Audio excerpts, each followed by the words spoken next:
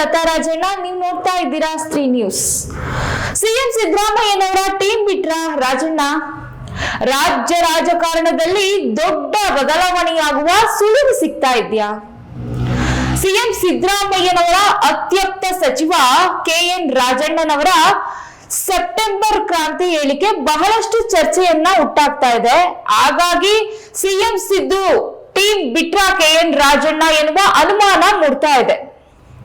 ಸದಾ ಸಿಎಂ ಸಿದ್ದರಾಮಯ್ಯನವರ ಪರ ಧ್ವನಿ ಎತ್ತುವ ಕೆಎನ್ ರಾಜಣ್ಣ, ಸಿದ್ದರಾಮಯ್ಯನವರ ಆಪ್ತರ ಬಣದಲ್ಲಿ ಗುರುತಿಸಿಕೊಂಡವರು ಇವರು. ಕೆಎನ್ ರಾಜಣ್ಣ ಸಚಿವ ಸತೀಶ್ ಜಾರಕಿಹೊಳಿ, ಗೃಹ ಸಚಿವ ಪರಮೇಶ್ವರ್ ಹಾಗೂ ಎಚ್.ಸಿ. ಮಹದೇವಪ್ಪ ಔತಣಕೂಟದಲ್ಲಿ ಭಾಗಿಯಾಗಿ ಸಿದ್ದರಾಮಯ್ಯನವರ ಬೆಂಬಲವನ್ನ ನೀಡಿದ್ರು.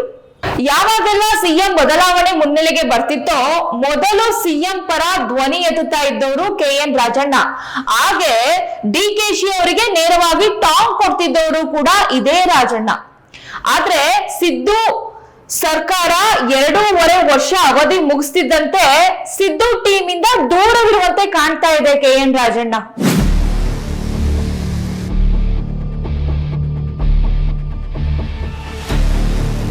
ಕಳೆದ ವಿಧಾನಸಭೆಯಲ್ಲಿ ಕೆಎನ್ ರಾಜಣ್ಣ ಮತ್ತು ಅವರ ಮಗ ಎಂಎಲ್ಸಿ ರಾಜೇಂದ್ರ ಅವರ ಹನಿ ಟ್ರ್ಯಾಪ್ ವಿಚಾರವನ್ನು ಸದನದಲ್ಲಿ ಚರ್ಚೆ ಮಾಡಿದ್ದು ರಾಜ್ಯದಲ್ಲಿ ಭಾರಿ ಚರ್ಚೆಯನ್ನ ಹುಟ್ಟುಹಾಕಿತ್ತು.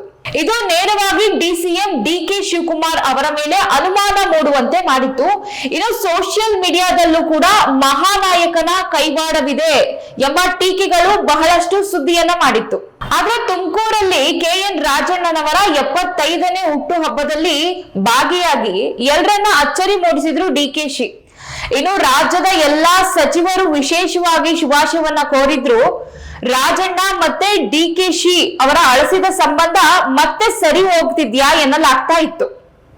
ಈಗಾಗಲೇ ಡಿಪಿಸಿಸಿ ಪಟ್ಟದ ಮೇಲೆ ಕಣ್ಣು ಹಾಕಿದ್ರು ರಾಜಣ್ಣ.